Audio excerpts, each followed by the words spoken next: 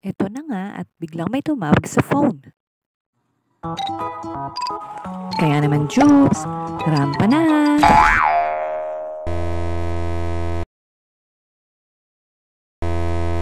Abay sagutin at natawag.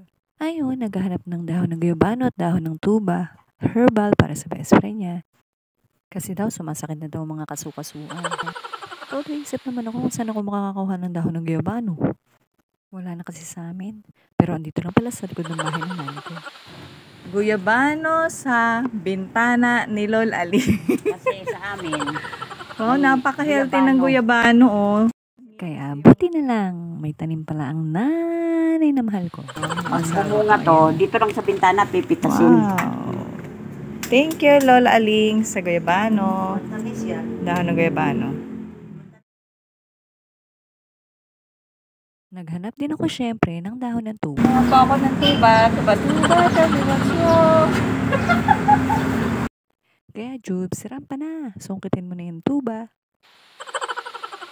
Abay, dahon ng tuba, Jubes. Hindi tuba. Tuba na panglasing yun. Abay, isang sanga na yata, Jubes yan. Ayan, Roma, ang dami na niyan. Lahat ng lamig sa katawan mo tapalan mo na. Hindi ka guys.